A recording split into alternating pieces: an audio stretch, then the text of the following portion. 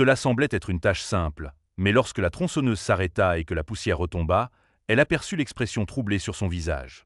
Il restait figé, le teint pâle, comme s'il avait vu un fantôme. Leurs regards se croisèrent enfin, et il balbutia, retournez à l'intérieur. Appelez la police. Christine Battersby regardait par la fenêtre de sa cuisine tout en préparant son café matinal, savourant la chaleur du soleil levant. Son petit jardin était dominé par un seul et imposant pommier. Il était vieux, un vestige des anciens vergers monastiques qui couvraient autrefois les collines. Mais cet arbre avait une signification unique.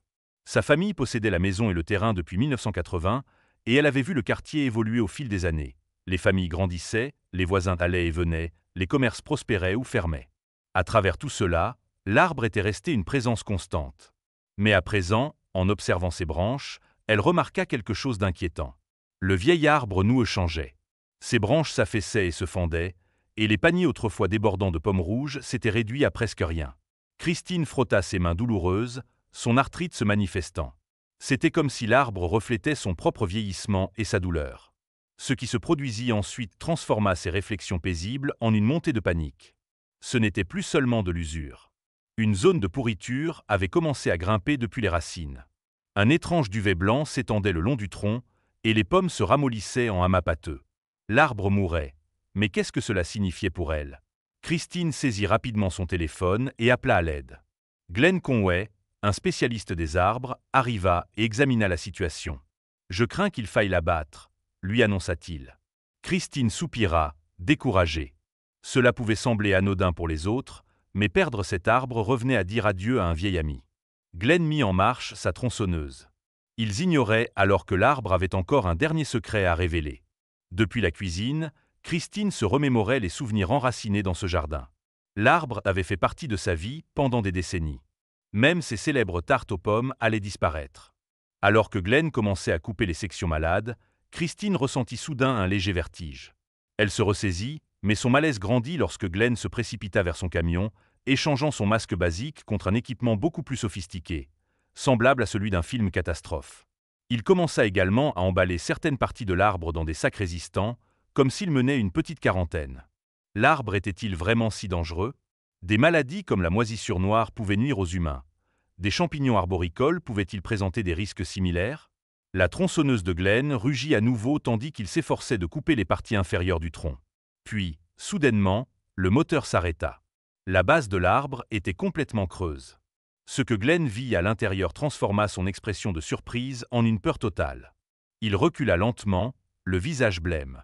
Christine entr'ouvrit la porte pour enquêter, mais Glenn leva la main pour l'arrêter. « Restez à l'intérieur. Éloignez-vous des fenêtres », lui ordonna-t-il. Elle le regarda retourner à son camion et passer un appel. Assise à sa table de cuisine, elle se rongeait les ongles, nerveuse. Elle capta des fragments de sa conversation emportés par le vent, mais un mot la glaça, explosif. Son cœur s'emballa alors qu'elle commençait à comprendre les implications. Comment quelque chose comme cela pouvait-il se trouver dans l'arbre? Elle se servit un verre d'eau, les mains tremblantes en buvant. Glenn revint quelques instants plus tard, toujours aussi pâle. « Vous n'allez pas le croire, » dit-il, mais il y a une vieille grenade dans la souche. Christine poussa un petit cri, s'agrippant à la table pour ne pas vaciller. Une grenade? Comment cela était-il possible? L'arbre avait toujours été là. Elle se souvint des histoires que son grand-père racontait sur la guerre, sur les soldats se cachant dans ces collines, sur des escarmouches oubliées depuis longtemps. La grenade aurait-elle pu être coincée dans l'arbre à cette époque, lentement englobée par le tronc en croissance? L'idée semblait irréelle, mais c'était la seule explication logique.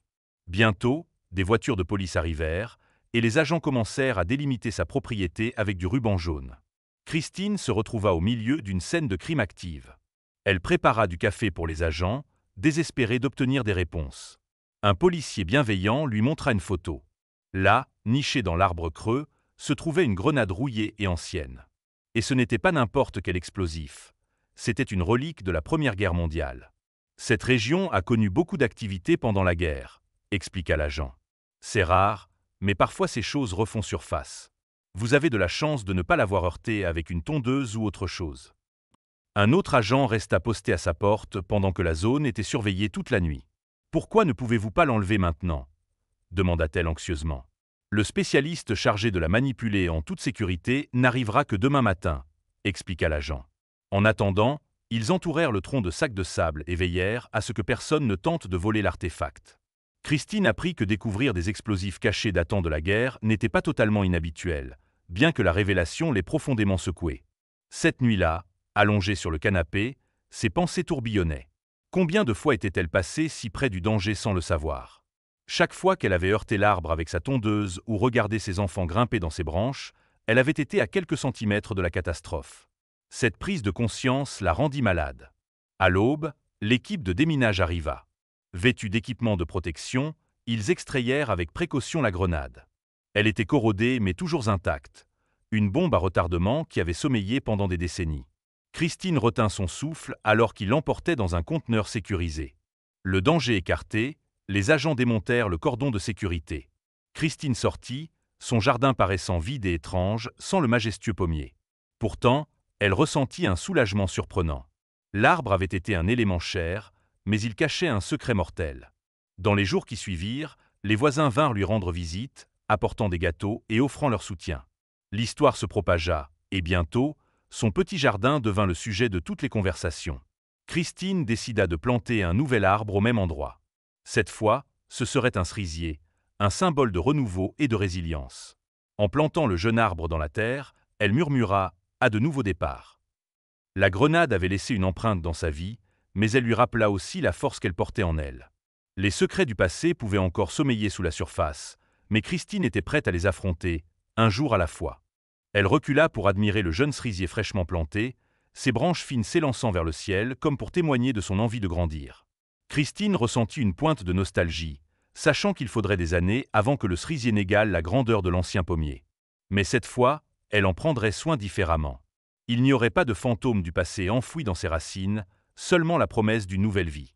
Elle s'imagina les étés à venir, ornés de ces délicates fleurs et du goût sucré des cerises mûres, un contraste frappant avec les souvenirs amers qu'elle laissait désormais derrière elle. Au fil des jours et des semaines, Christine trouva du réconfort dans son jardin, prenant soin de son nouvel arbre avec des gestes attentionnés. Chaque fois qu'elle l'arrosait, elle réfléchissait à la manière dont la vie mêlait beauté et danger, joie et tristesse. Elle ne pouvait pas changer le passé, mais elle pouvait façonner l'avenir. L'arbre grandirait à ses côtés, un témoignage de sa résilience et du courage silencieux qu'il fallait pour embrasser le changement. Et tandis qu'elle se tenait sous le soleil matinal, une douce brise agitant l'air, Christine ressentit une profonde paix intérieure. Merci d'avoir regardé cette histoire captivante.